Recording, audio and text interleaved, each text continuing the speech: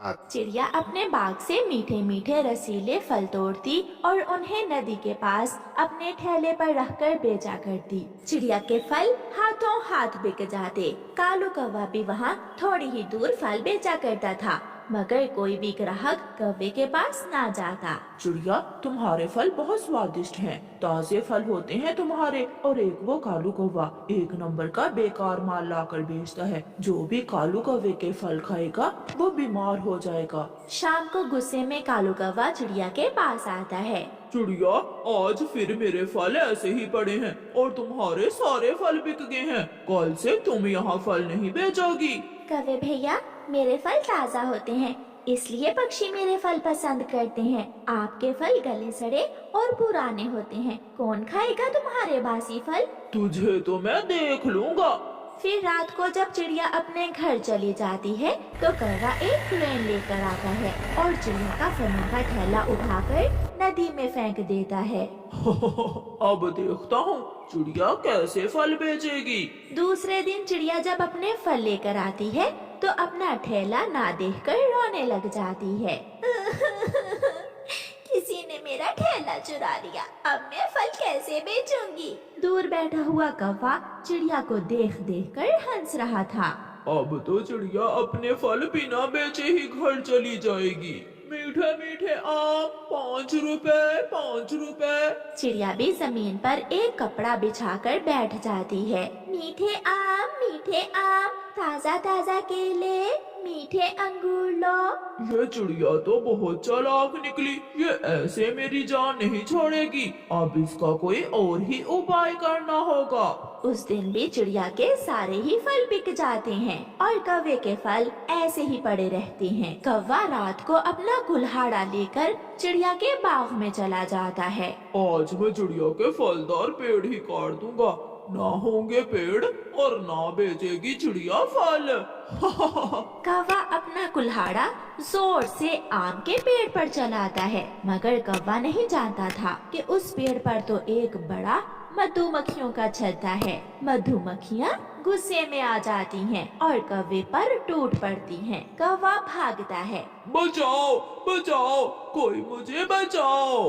कौवा जान बचाने के लिए इधर उधर भागता है, मगर मधुमक्खियाँ तो कौवे के पीछे पीछे ही थीं। कौवा भागकर नदी में छलांग लगा देता है और मधुमक्खियाँ नदी के ऊपर ऊपर उड़ती रहती हैं। कौवा थोड़ा सा सर बाहर निकाल कर देखता और मधुमक्खियों को देखकर फिर से पानी में छुप जाता। सारी रात कौवा पानी में ठठरता है। सुबह हो जाती है। चिड़िया भी अपने फल लेकर नदी के पास पहुंच जाती है। चिड़िया चिड़िया, मुझे बचाओ, मुझे किसी तरह बचाओ। ये आवाज कहाँ से आ रही है? कौवा फिर से आवाज देता है। चिड़िया, मैं नदी के पानी में हूँ, मुझे इन मधुमक्खियों से बचाओ, ये मुझे मार देंगी। ये तो कालू कौवा है नदी में। फिर चिड़िया मधुमक्खियों को वहाँ से भेज देती है और कौवा नदी से बाहर आ जाता है।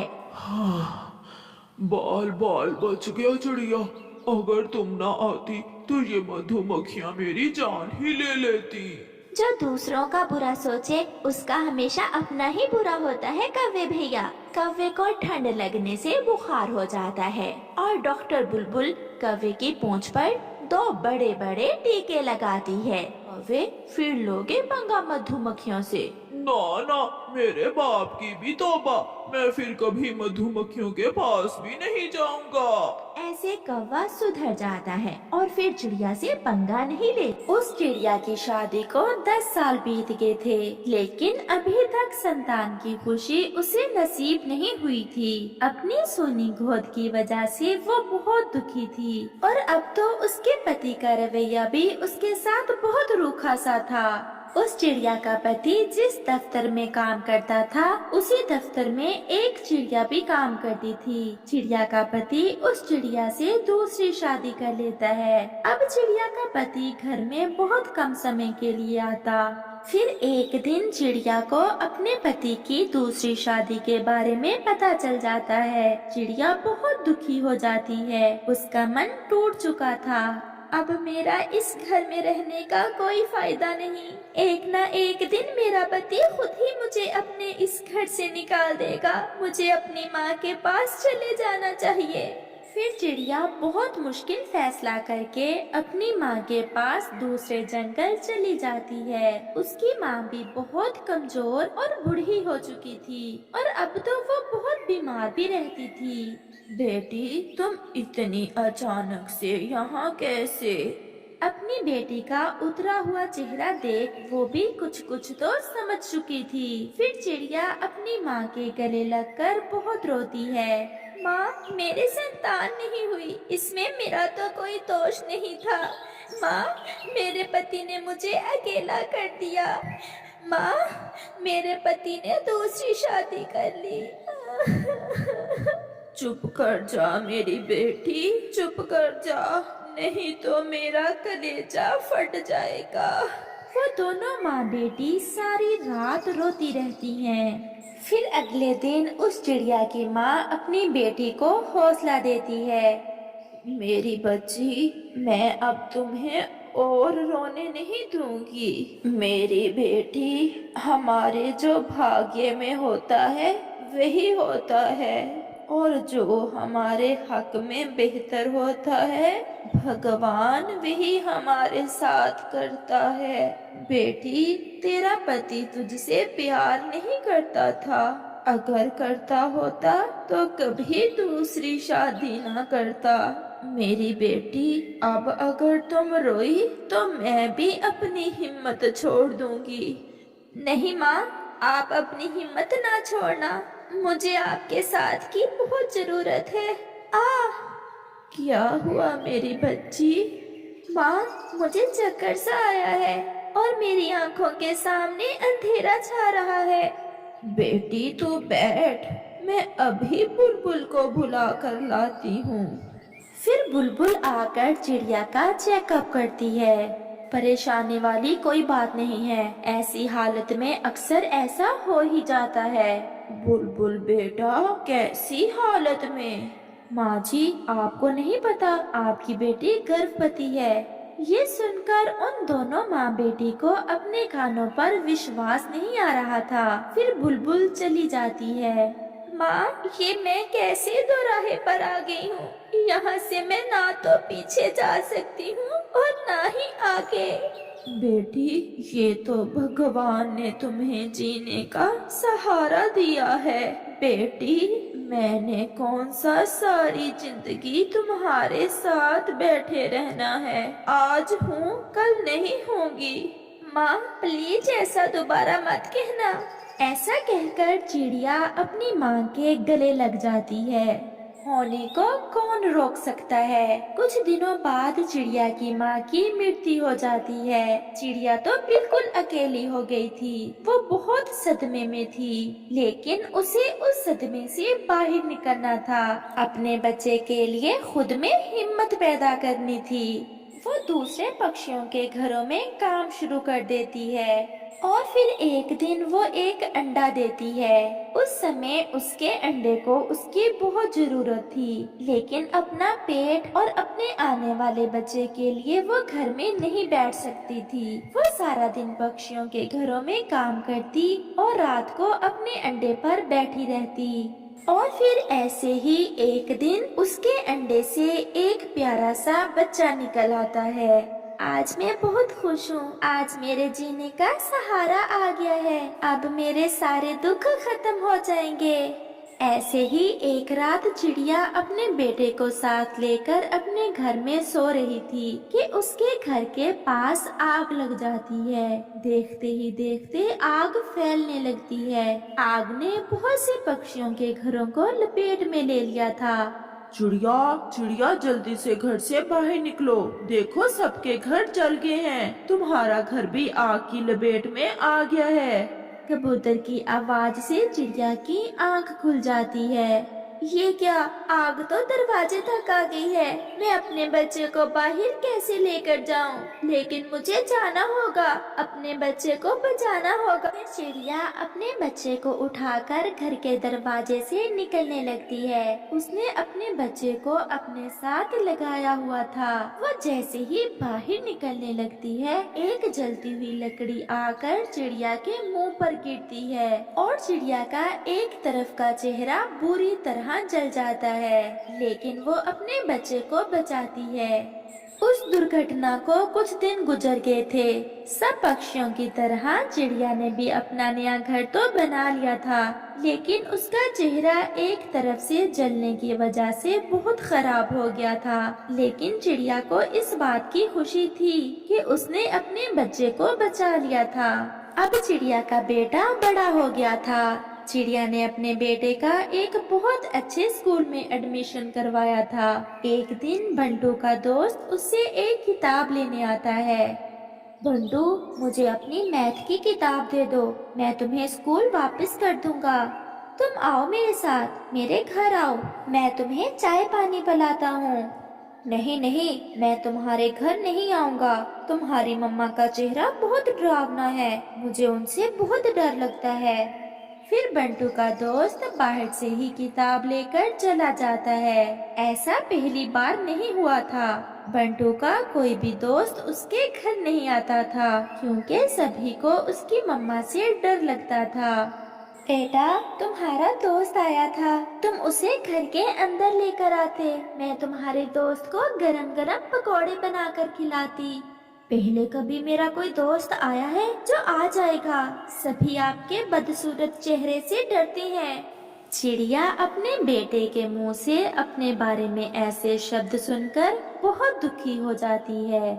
ऐसे ही समय बीत जाता है। चिड़िया का बेटा पढ़ लिख कर एक दफ्तर में काम करता था और वहाँ अपने साथ काम करने वाली चिड़िया को बिहाकर घर ले आता है। चिड़िया की बहू का रवैया चिड़िया के साथ बहुत बुरा था। आज मैंने अपनी सहेलियों की दावत की है, आप भोजन तैयार कर देना, और हाँ, मेरी सहेलियों के सामने आकर कहीं मुझे बेइज्जत ना करवा देना। अच्छा बेटी, मैं भोजन बना दूंगी। चिड़िया की बहू चिड़िया से घर का सारा काम करवाती, लेकिन फिर भी उसने कभी अपनी सास से प्यार से बात नहीं की थी। फिर शाम को उसकी सहेलियां भी आ जाती हैं। वाह मीनू, भोजन तो बहुत अच्छा बनाया है तुमने।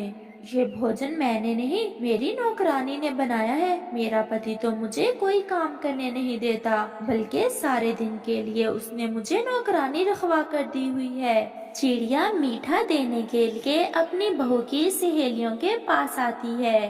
बेटी, ये मीठा वही रसोई में रह गया था, मैं ये देने आई थी। मीनू, ये कौन है? कितनी बदसूरत है इसकी शक्ल, मुझे तो इसकी शक्ल देखकर डर लग रहा है।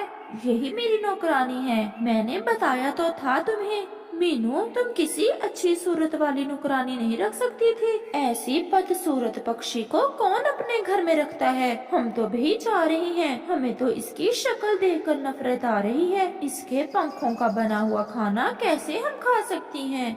फिर उसकी सहेलियां चली जाती हैं। चिड़िया का बेटा भी अपने काम से घर वापस आ जाता है। आज आपकी माँ ने मुझे बेइज्जत करवाया है मेरी सहेलियों के सामने। बस आज फैसला होकर रहेगा।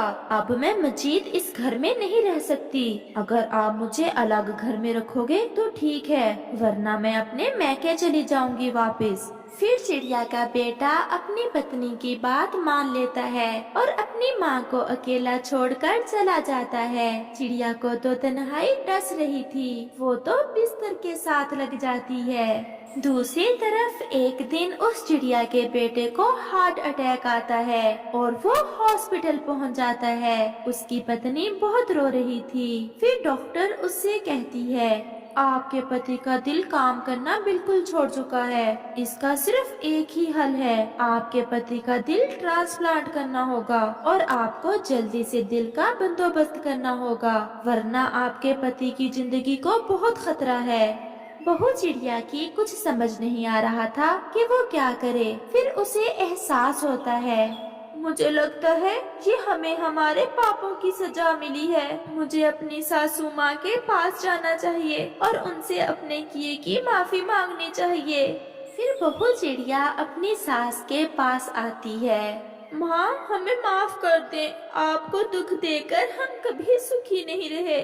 फिर वो अपनी सास को सारी बात बताती है। मम्मा चिड़िया तो तड़प कर रह जाती है। वो तुरंत अपनी बहू के साथ हॉस्पिटल जाती है और डॉक्टर से कहती है, डॉक्टर जी, मैं बहुत बीमार रहती हूँ। मेरी जिंदगी का कोई भरोसा नहीं है कि कब खत्म हो जाए। आप मेरा दिल निकाल कर मेरे बेटे में डाल दें। फिर डॉक्टर मम्मा चिड़िया की बात मान लेता है। ऑपरेशन के कुछ देर बाद चिड़िया के बेटे को होश आ जाता है। मैं बच गया, ये सब कैसे हो गया? अगर आज आप जिंदा हो तो सिर्फ अपनी माँ के दिल की वजह से, जो इस समय आपके सीने में धड़क रहा है। फिर कबूतर भी वहाँ आता है। बंटू, तुम्हारी माँ का मुंह तुम्हें बचाते समय ही जला था। वो खुद तो जल गई थी, लेकिन उसने तुम्हारे ऊपर आंच नहीं आने दी थी। चिड़िया का बेटा और बहुत जोर जोर से रो रहे थे, लेकिन गुजरा समय वापस लौट कर नहीं आना था। जंगल में सर्दी का मौसम आने ही वाला था, क्योंकि सब पक्षी जानते थे कि ठंड आने वाली है। इसलिए सब पक्षी ठंड से बचने की तैयारियां कर रहे थे। और फिर तोता, कबूतर और चिड़िया पर इकट्ठे होते हैं और वो आपस में सलाह करते हैं। तोते और कबूतर, अब बस कुछ ही दिन रह गए हैं ठंड के आने में। अब हमें अपने घरों को ठंड से मुकाबला करने के लिए तैयार करना होगा। लेकिन चिड़िया, अब क्या करना होगा हमें? हमें सूखा घास लाना होगा, जिसे हम अच्छे से अपने अपने घोंसलों में लगाएंगे। और फिर भोजन भी इकट्ठा करना होगा, जिसे हम ज्यादा सर्दी के दिनों में खा सकें। चिड़िया रानी, मैंने तो सुना है इस दफा ठंड के आते ही हिमपात भी शुरू हो जाएगी, जिस कारण इस दफा ठंड कुछ ज्यादा ही होगी। तो फिर चलो, अब हमारे पास समय बहुत कम है और काम ज्यादा है। और फिर वो तीनों वहाँ से चले जाते हैं। थोड़ा ही आगे उन्हें कालू कौवा और गोरी कौवी एक पेड़ पर बैठे हुए दिख जाते हैं और वो उनके पास रुक जाते हैं। आज कहाँ जा रहे हो पक्षियों? सब इकट्ठे होकर। गोरी, हम ठंड की तैयारी कर रहे हैं। ठंड आने में कुछ ही दिन बाकी रह गए हैं। हम अपने घोंसलों को सुरक्षित बना रहे हैं और भोजन भी इकट्ठा कर रहे हैं। तुम सब कोई ना कोई उल्टा ही काम करते रहते हो। अब मौसम बदल गए हैं और अब कहाँ इतनी ठंड पड़ती है। जो तैयारियां कर रहे हो तुम, छोड़ो, रहने दो। तुम सब मेरे साथ चलो। मेरे मैके वाले जंगल में मेला लगा हुआ है, हम वो देखने चलते हैं। गोरी, हमें पता तो था तुम कभी भी हमारे साथ नहीं जाओगी, लेकिन फिर भी हमने सोचा कि जाते जाते तुमसे पूछ लेते हैं। तुम ही जाओ और देखो मेला, हमें तो अभी बहुत ज्यादा काम करना है। चिड़िया, तुम ना तो खुद एंजॉय करती हो और ना ही इस तोते और कबूतर को कहीं जाने देती हो। क्या था जो ये भी मेला देख लेते? जी नहीं, हमें नहीं जाना। और फिर ऐसे कहते हुए वो तीनों वहाँ से उठ जाते हैं। चल भी कालू, हम तो चले मेला देखने। करने दो इन पक्षियों को काम, ये तो हर समय काम में ही लगे रहते हैं। और फिर गोरी कौवी और कालू कौवा मेला देखने चले जाते हैं। चिड़िया, कबूतर और तोता थोड़ा आगे मैदान की तरफ जाते हैं। तोते, मैं और कबूतर यहाँ सूखा घास इकट्ठा करते हैं और तुम इसे अपने घरों तक पहुँचाओ, ऐसे काम जल्दी हो जाएगा। और फिर वो ऐसा ही करते हैं और तोता सूखा घास लेकर वापस घोंसलों की तरफ चला जाता है और चिड़िया और कबूतर वहाँ से सूखा घास इकट्ठा करते हैं। वो दोपहर तक सूखा घास इकट्ठा करते हैं। तोते भैया, अब सूखा घास तो काफी इकट्ठा हो गया है। अब हम ऐसा करते हैं, कुछ लकड़ियाँ भी जमा कर लेते हैं। अगर ज्यादा बर्फबारी शुरू होगी तो हमें खुद को गर्म रखने के लिए आग भी जलाना होगी। और फिर वो वहाँ से कुछ लकड़ियाँ इकट्ठी करते हैं और फिर शाम हो जाती है और वो सब लकड़ियाँ लेकर अपने अपने घरों को चले जाते हैं। और फिर शाम के गोरी कौवी और कालू कौवा भी वापस लौट आते हैं। गोरी, देखो तो सही, सब पक्षियों ने कैसे अपने घरों को सुरक्षित कर लिया है। अगर बर्फ गिरना शुरू हो गई तो फिर हम क्या करेंगे? कालू जी, मुझे तो ऐसा लग रहा है कि आज रात ही बर्फ गिरना शुरू हो जाएगी, क्योंकि आज ठंडी हवाएं बहुत ज्यादा चल रही हैं। कालू, मेरा शरीर तो अभी से कांप रहा है। कालू, तुम जरा इस शेड में बैठ जाओ ताकि कुछ हवा रुके। मैं तो सर्दी से मर रही हूँ। मैंने तुमसे कहा भी था कि पक्षियों की बात मान लेते हैं और हम भी अपने घर की मरम्मत कर लेते हैं, लेकिन तुमने तो एक ना सुनी। चली के मेला देखने। अब तो इस ठंड में ही मरना होगा। और फिर तेज हवाओं के साथ आसमान से सफेद सफेद बर्फ की बूंदें गिरना शुरू हो जाती हैं। गोरी, अब तो बर्फ गिरना शुरू हो गई है। अगर हम ऐसे ही इस टूटे घर में बैठे रहे तो हम मर जाएंगे। चिड़िया तो मुझे अच्छी नहीं लगती। हम ऐसा करते हैं, कबूतर की तरफ जाते हैं और आज की रात उसके घर में गुजारते हैं। और फिर वो दोनों कबूतर के घर की तरफ चले जाते हैं। मेरे कबूतर भैया, कैसे हो? जरा दरवाजा तो खोलना, कोई बात करनी है मुझे तुमसे। गोरी और कालू, मुझे पता है तुम क्या बात करने आए हो। मैं इस समय आराम कर रहा हूँ। तुमने जो भी बात करनी है सुबह ही करना। अब अगर मैंने अपने घर का दरवाजा खोला तो मेरा घर तो ठंडा हो जाएगा और बाहर बर्फ बहुत ज्यादा गिर रही है। गोरी, इस समय अगर कोई हमारी मदद करेगा तो वो सिर्फ रानो चिड़िया ही करेगी। ऐसे इस ठंड में फिरते रहे तो हम मर जाएंगे। अपनी जिद छोड़ दो और हम रानो चिड़िया की तरफ ही चले जाते हैं। कालू, क्या रानो चिड़िया हमें अपने घर में आने देगी? मुझे पूरा विश्वास है, रानो चिड़िया जरूर हमारी मदद करेगी। और फिर वो दोनों पास में ही रानो चिड़िया के घर चले जाते हैं। गोरी, तुम रुको, मैं आवाज देता हूँ रानो को। रानो चिड़िया मेरी बहन, हमें पता है हमने गलत किया जो तुम सबकी बात नहीं मानी, लेकिन हमें ये नहीं पता था कि आज ही बर्फ गिरना शुरू हो जाएगी। हमारा घर टूटा हुआ है और हवा भी तेज है। कालू, मेरा कुक्कू सो रहा है, जरा आहिस्ता बोलो और बताओ कि अब क्या काम है। प्लीज हमें अपने घर में आने दो, नहीं तो हम ठंड से मर जाएंगे। इन्हें आ ही लेने देती हूँ, कहीं ऐसा ना हो कि सच में ही मर जाए ये बेशर्म। और फिर रानो चिड़िया अपने घर का दरवाजा खोल देती है। गोरी और कालू कौवा चिड़िया के घर में चले जाते हैं। चिड़िया बहन, मुझे माफ कर दो, मैंने हमेशा तुम्हारे साथ बुरा किया और अगर अब तुम हमारी मदद ना करती तो हम तो ठंड से ही मर जाते। गोरी बहन, बस इतना जान लो, हमें हमेशा मेहनत करना होती है और आने वाले समय की चिंता हमें पहले से ही करना होती है। और फिर ऐसे बातें करते करते वो सो जाते हैं। और फिर सुबह हो जाती है और तोता कबूतर के पास आता है। आज पहला दिन है बर्फ गिरने का। अच्छा ही हुआ हमने कल ही अपने घरों को सुरक्षित बना लिया, नहीं तो बड़ी मुश्किल हो जाती। तोते, मुझे तो ये बर्फ बहुत अच्छी लगती है। कबूतर जी, सबको ही अच्छी लगती है, बस भोजन और घर सुरक्षित हो फिर ही ये बर्फ भी अच्छी लगती है। तोता जी, क्या किसी काम से आए हो तुम? हाँ कबूतर, मैंने सोचा है कि आज शाम को एक छोटी सी पार्टी हो जाए। क्यों ना हम शाम को चिड़िया के घर में ही खिचड़ी बनाएं, बहुत मजा आएगा ऐसी ठंड में गरम गरम खिचड़ी खाने का। तोते यार, बात तो तुम्हारी ठीक है। क्या रानो चिड़िया को बताया है? मैं पहले तुम्हारे पास ही आया था। चलो हम अब दोनों रानो चिड़िया के पास जाते हैं। और फिर वो दोनों चिड़िया के पास चले जाते हैं। रानो, ये गोरी और कालू क्या कर रहे हैं तुम्हारे घर में? आए थे मेरी तरफ भी कल शाम ये बेशरम। मैंने तो इन्हें मुंह नहीं लगाया और फिर रानो की तरफ आगे होंगे। तोते और कबूतर, ये गलत है, मुझे पता है, लेकिन हमें हमेशा दूसरों की मदद करनी चाहिए। अगर कोई बुरा हो तो तुम भी उसे बुरे ही बन जाओ, तो फिर उसमें और तुम में फर्क क्या हुआ? बस यही तो पहचान है अच्छाई और बुराई की। हम शर्मिंदा हैं, लेकिन अब हमने रानो चिड़िया से वादा किया है कि अब हम हमेशा अपना काम समय पर किया करेंगे और तुम सबको अच्छे पक्षी बनकर दिखाएंगे। अगर ये सच है तो फिर तो बहुत खुशी की बात है। मैंने भी अपना मन साफ किया तुम्हारे बारे में। मैंने भी गोरी, लेकिन अपने वादे पर पूरा उतरना। रानो, मैंने और कबूतर ने सोचा है कि आज शाम को सब मिलकर खिचड़ी बनाते हैं बहुत मजा आएगा। ये तो बहुत अच्छी बात है।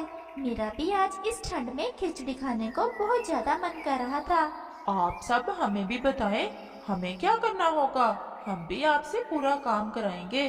तुम बस पहाड़ों से नमक ले आओ, सब कुछ है हमारे पास, बस थोड़े नमक की जरूरत है और हम बाकी की तैयारी शुरू करते हैं। और फिर कालू और गोरी पहाड़ों की तरफ नमक लेने चले जाते हैं और बाकी पक्षी सब सामान इकट्ठा करते हैं, जैसे चावल, दाल और कुछ मसाले। और फिर वो रानो चिड़िया के घर के बाहर आग जलाते हैं और शुरू करते हैं अपनी खिचड़ी बनाना। और फिर शाम से पहले ही कालू और गोरी भी नमक लेकर लौट आते हैं और खिचड़ी तैयार हो जाती है। आज तो बर्फबारी का और भी मजा आ रहा है। मेरे तो मुंह में पानी आ रहा है इस खिचड़ी को देखकर। इस ठंड में इससे बढ़कर और क्या हो सकता है? गरम गरम भोजन भी है और हम सब साथ भी हैं और असल खुशियाँ एक दूसरे के साथ में ही हैं। पक्षियों, मुझसे अपने आप को रोका नहीं जा रहा। प्लीज खिचड़ी खाना शुरू करें क्या? गोरी की ये बात सुनकर सब पक्षी हंसने